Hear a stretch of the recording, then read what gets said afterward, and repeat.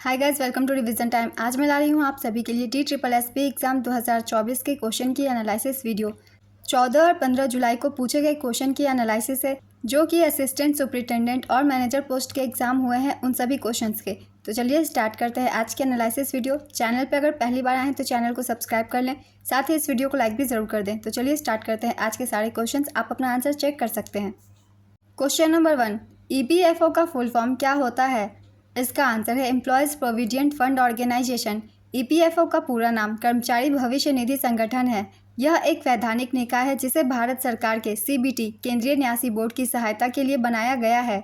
इसकी स्थापना विविध प्रावधान अधिनियम 1952 और कर्मचारी भविष्य निधि द्वारा की गई है।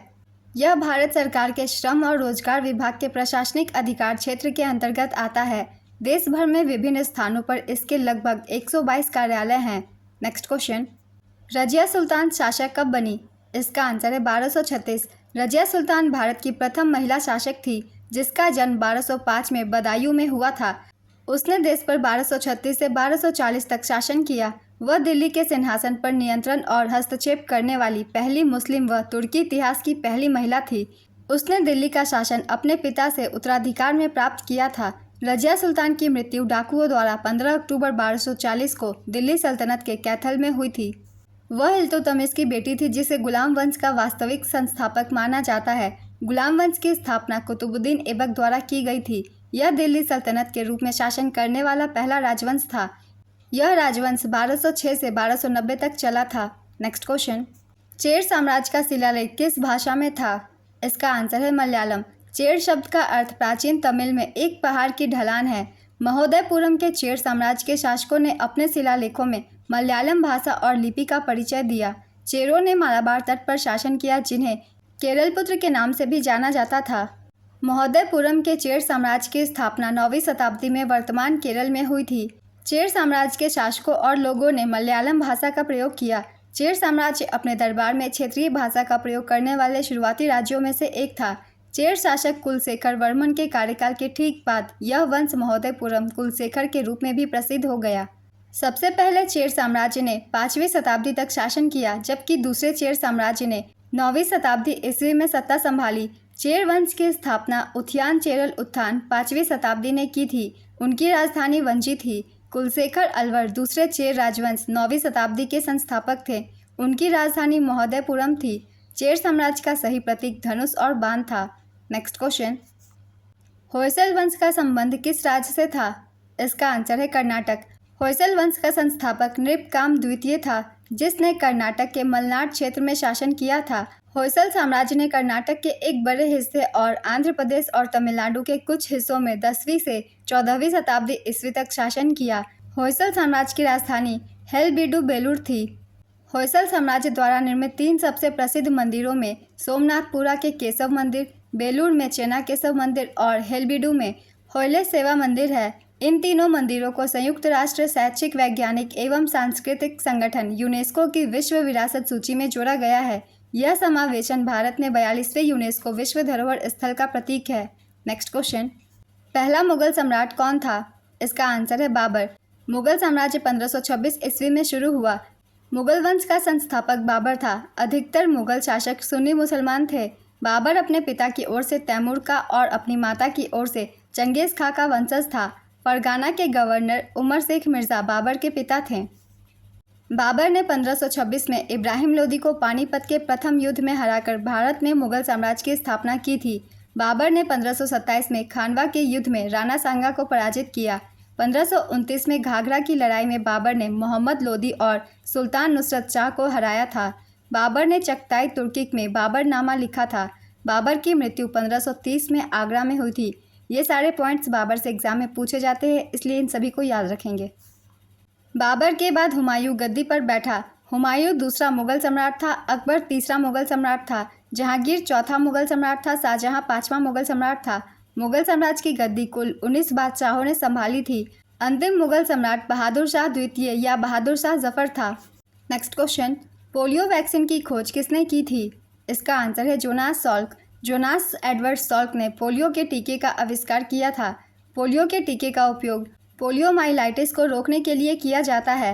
एडवर्ड जेनर ने टीकाकरण की खोज की। उन्होंने 1796 में चेचक के टीके का आविष्कार किया। उन्हें इम्यूनोलॉजी के पिता के रूप में जाना जाता है।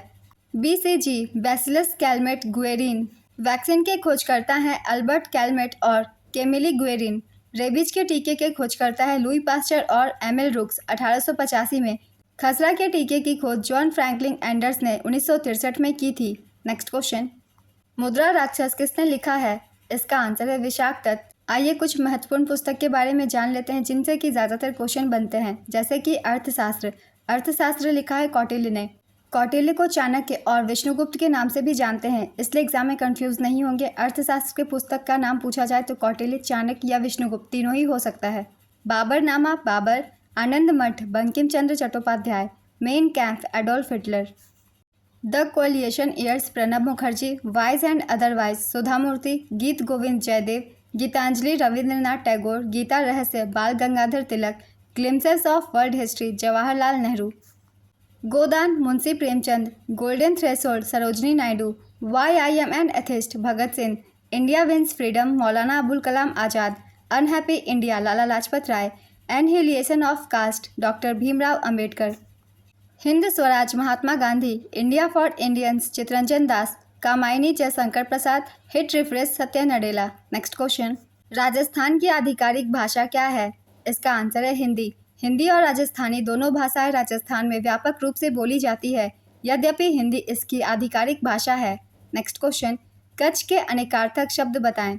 इसका आंसर है कछौटा, कमरा, प्रकोष्ठ, कोठरी, कांख, सूखी घास, सूर्य की कक्षा।